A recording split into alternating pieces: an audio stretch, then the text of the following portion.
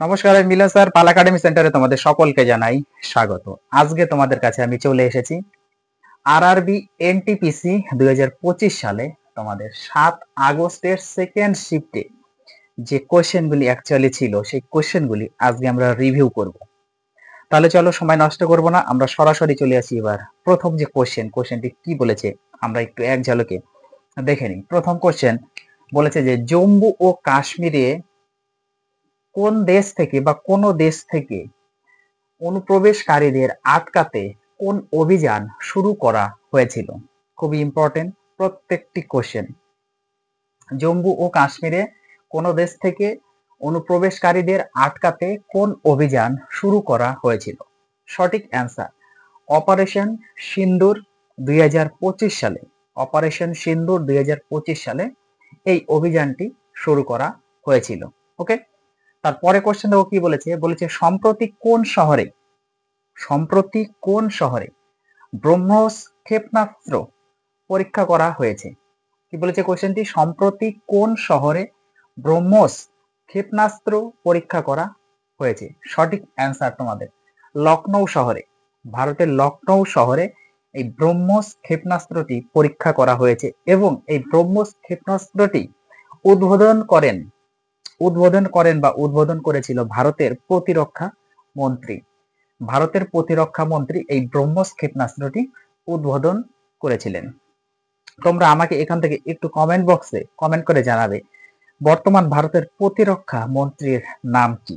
ওকে, তারপরে কোশ্চেন দেখো কি বলেছে।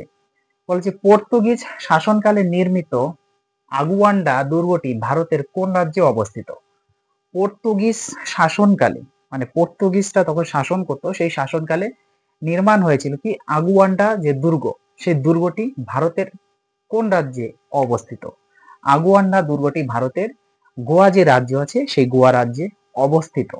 এখান থেকে আরেকটু মনে রাখতে হবে, এই আগুয়ান্ডা দুর্গটি গোয়া রাজ্যের যে শিনকুরিম সমুদ্র সৈকত, এই শিনকুরিম সমুদ্র সৈকতের কাছে অবস্থিত। তারপরে কোশ্চেন দেখো কি বলেছে। বলেছে যে কোন দেশ ঘোষণা করেছে যে শুধুমাত্র 7,000 মিটারের বেশি উচ্চতায় পর্বত আরোহীরাই এভারেস্টে উঠতে পারবেন? খুবই ইম্পর্টেন্ট। কোন দেশ ঘোষণা করেছেন যে শুধুমাত্র 7,000 মিটারের বেশি উচ্চতায় পর্বত আরোহীরাই এভারেস্টে উঠতে পারবেন? সঠিক অ্যান্সার নেপাল সরকার 2025 সালে এটি ঘোষণা করেছেন বা এই আইনটি লাগু করেন। ওকে, তারপরে কোশ্চেন, ভারতের প্রথম প্রধান নির্বাচন কমিশনার কে ছিলেন? ভারতের একদম প্রথম প্রধান নির্বাচন কমিশনার কে ছিলেন? সঠিক অ্যান্সার সুকুমার সেন ছিল ভারতের প্রথম প্রধান নির্বাচন কমিশনার। এই সুকুমার সেন 19 ফেব্রুয়ারি 2025 সালে ভারতের 26তম প্রধান নির্বাচন কমিশনার হিসাবে দায়িত্ব গ্রহণ করেন। ওকে, এই সুকুমার সেন 19 ফেব্রুয়ারি 2025 সালে ভারতের 26তম প্রধান নির্বাচন কমিশনার হিসাবে দায়িত্ব গ্রহণ করেন। খুবই ইম্পর্টেন্ট, ভেরি ভেরি ইম্পর্টেন্ট। এই কোশ্চেনটি রিপিট হতে পারে। ক্লিয়ার? তারপরে কোশ্চেন দেখো কি বলেছে। হার্ট ল্যাম্প বইটি কে ইংরেজিতে অনুবাদ করেন? হার্ট ল্যাম্প যে বই, এই বইটার ইংরেজি অনুবাদ কে করেন? ওকে, এই কোশ্চেনটি এসেছে। কিন্তু এই হার্ট ল্যাম্প বইটি অ্যাকচুয়ালি কোন ভাষায় রচিত হয়েছিল বা কোন ভাষায় লেখা? সেটি হচ্ছে কন্নড় নামক ভাষা, কন্নড় ভাষায় লেখা। হার্ট ল্যাম্প বইটি হচ্ছে কন্নড় ভাষায় লেখা, কিন্তু ইংরেজি অনুবাদ করেন বানু মুস্তাক। ক্লিয়ার? তাহলে ইংরেজিতে অনুবাদ করেন হচ্ছে বানু মুস্তাক হার্ট ল্যাম্প বইটি। এবার যদি বলা হয় হার্ট ল্যাম্প বইটি কোন ভাষায় রচিত হয়েছিল, তখন তোমাদের কিন্তু অপশনে থাকতে হবে কন্নড় ভাষায়, অর্থাৎ অপশনে থাকবে কন্নড় ভাষায়, তখন কন্নড় ভাষা কারেক্ট অ্যান্সার। ক্লিয়ার? তারপরে কোশ্চেন, কোন তপশিলি জাতি এসসি, যেটা বলা হচ্ছে শিডিউল কাস্ট, কোন তপশিলি জাতি বা এসসি এবং তপশিলি উপজাতি, যেটাকে বলে এসটি, সম্পর্কিত কাজের পরিধি বা বিধান উল্লেখ করা হয়েছে? খুবই ইম্পর্টেন্ট এই কোশ্চেনটিও, আরেকবার রিপিট করছি। ওকে, কোন তপশিলি জাতি বা এসসি বলা হয় এবং তপশিলি উপজাতি বা এসটি বলা হয় সম্পর্কিত কাজের পরিধি বা বিধান উল্লেখ করা হয়েছে? সঠিক অ্যান্সার পঞ্চম তপশিলে। পঞ্চম তপশিলে এটি উল্লেখ করা আছে। তারপরে কোশ্চেন আমরা একটু দেখে নিই। ওকে, পরে কোশ্চেনে একটু চোখ রাখি। দেখো পরে কোশ্চেনে বলেছে যে কোন মুঘল সম্রাট সুলহ-ই-কুল নীতি গ্রহণ করেছিলেন? কোশ্চেনটি আরেকবার রিপিট করছি। কি বলেছে? কোন মুঘল সম্রাট সুলহ-ই-কুল নীতি গ্রহণ করেছিলেন? খুবই ইম্পর্টেন্ট কোশ্চেনটি। ওকে, এই সুলহ-ই-কুল নীতি গ্রহণ করেছিলেন সম্রাট আকবর। ওকে, সম্রাট আকবর গ্রহণ করেছিলেন। এখান থেকে আমরা আরেকটু জেনে নিই। এটি একটি ফার্সি শব্দ। কোনটি? সুলহ-ই-কুল। ওকে, এই সুলহ-ই-কুল হলো একটি ফার্সি শব্দ। ক্লিয়ার? এর অর্থ, এর বলতে সুলহ-ই-কুল এর অর্থটা হচ্ছে সকলের সাথে শান্তি। তার মানে এই কোশ্চেনটি অনেক ভাবে আসতে পারে। ওকে, প্রথমে তোমাদের দিয়েছে যে সুলহ-ই-কুল নীতি কে গ্রহণ বা কোন মুঘল সম্রাট গ্রহণ করেছে, এই কোশ্চেনটি দিয়েছে সম্রাট আকবর। তো এখান থেকে তোমাদের কোশ্চেন করতে পারে এই সুলহ-ই-কুল এটি কোন শব্দ? এটি একটি ফার্সি শব্দ, মনে রাখতে হবে। এই সুলহ-ই-কুল এর অর্থ কি? এর অর্থ হচ্ছে সকলের সাথে শান্তি। ক্লিয়ার? আশা করি কোশ্চেনটিতে কোনো সমস্যা নাই। চলো তারপরে কোশ্চেন দেখো, ভারতের কোন রাজ্যে জাগর নৃত্য, এই যে জাগর নৃত্য, জাগর এটি হচ্ছে একটি লোক নৃত্য। জাগর হচ্ছে লোক নৃত্য। ওকে, তাহলে ভারতের কোন রাজ্যে জাগর নৃত্য পরিবেশিত হয়? ভারতের যে উত্তরাখণ্ড রাজ্য রয়েছে, এই উত্তরাখণ্ড রাজ্যে এই জাগর নৃত্য পরিবেশিত হয় বা হয়ে থাকে। আরেকটু এখান থেকে তোমাদের জানতে হবে, দেবতা এবং পূর্বপুরুষদের স্মরণ, দেবতা এবং পূর্বপুরুষদের স্মরণ করার জন্য ও সন্তুষ্ট করার জন্য এই নৃত্য পরিবেশিত হয়। তার মানে জাগর নৃত্য কেন পরিবেশিত হয়? জাগর নৃত্য পরিবেশিত হয় এই কারণেই, কারণ দেবতাদের এবং পূর্বপুরুষদের স্মরণ করে তাদের সন্তুষ্ট করার জন্য। ক্লিয়ার? তারপরে কোশ্চেন দেখো, 1913 সালে নির্মিত ভারতের প্রথম পূর্ণদৈর্ঘ্য চলচ্চিত্র কোনটি? খুবই ইম্পর্টেন্ট।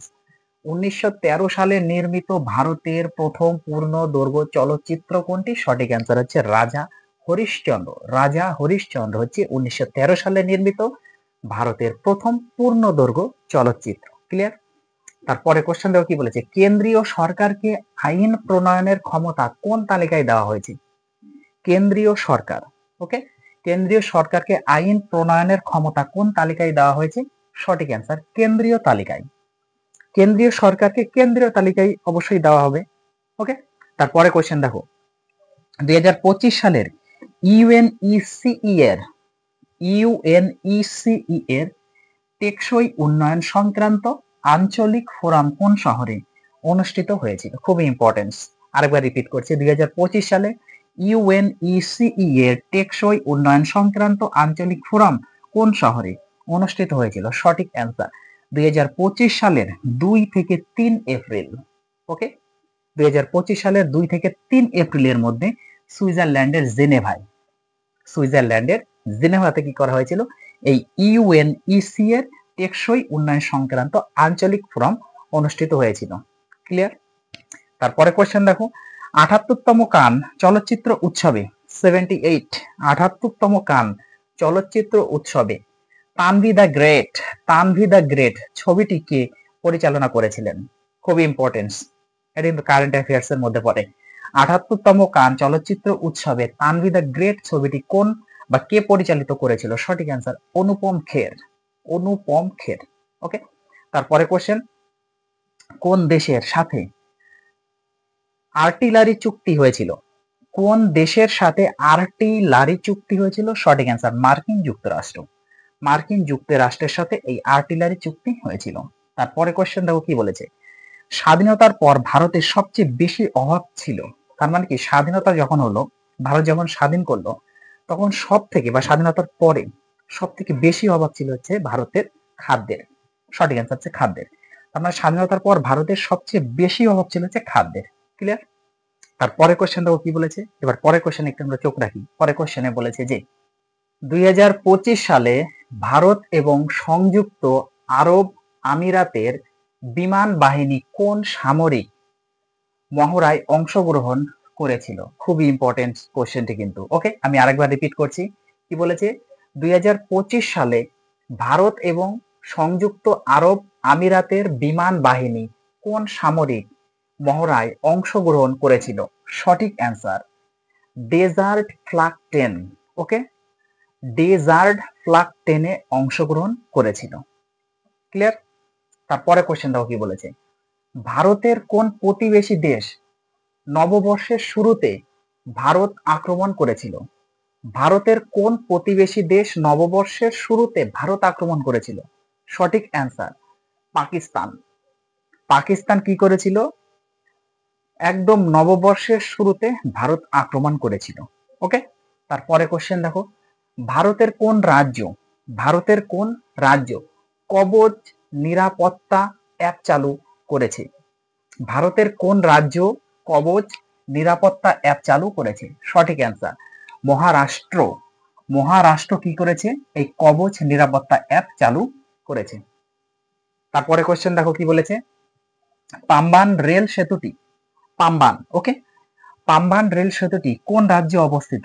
পাম্বান রেল সেতুটি তামিলনাড়ু যে রাজ্য, সেই তামিলনাড়ু রাজ্যে পাম্বান রেল সেতুটি অবস্থান করেছে। তারপরে কোশ্চেন দেখো কি বলেছে, ভারত ও সংযুক্ত আরব আমিরাতের মধ্যে যৌথ সামরিক মহড়ার নাম কি?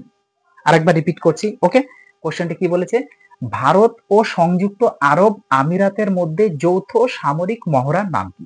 সঠিক অ্যান্সার মরুভূমির পতাকা। মরুভূমির পতাকা হচ্ছে এই প্রশ্নের সঠিক অ্যান্সার। তারপরে কোশ্চেন দেখো কি বলেছে, WHO এর সদর দপ্তর কোথায়? হু এর সদর দপ্তর হচ্ছে সুইজারল্যান্ডের জেনেভাতে। সুইজারল্যান্ডের জেনেভাতে এই হু বা WHO এর সদর দপ্তর অবস্থান করেছে। তারপরে কোশ্চেন, 13 থেকে 15 মার্চ কোন উৎসব পালিত হয়? 13 থেকে 15 মার্চের মধ্যে কোন উৎসব পালিত হয়? সঠিক অ্যান্সার হচ্ছে হোলি। হোলি 13 থেকে 15 মার্চের মধ্যে পালিত হয়। ক্লিয়ার? তারপরে কোশ্চেন দেখো, উইন্ডোজে রিসাইকেল বিনে না পাঠিয়ে উইন্ডোজে রিসাইকেল বিনে না পাঠিয়ে স্থায়ীভাবে মুছে ফেলা হয় কিসের মাধ্যমে? বলছে উইন্ডোজে রিসাইকেল বিনে পাঠাবো না আমরা, রিসাইকেল বিনে না পাঠিয়ে স্থায়ীভাবে মুছে ফেলা হবে কিভাবে? শিফট প্লাস যদি ডিলিট করি, শিফট প্লাস ডিলিট যদি করা হয় তাহলে কি হবে? সরাসরি মুছে যাবে, যেটা রিসাইকেল বিনের মধ্যে যাবে না। ক্লিয়ার? তারপরে কোশ্চেন দেখো কি বলেছে, খোলার জন্য শর্টকাট কি কি? খোলার জন্য শর্টকাট কি?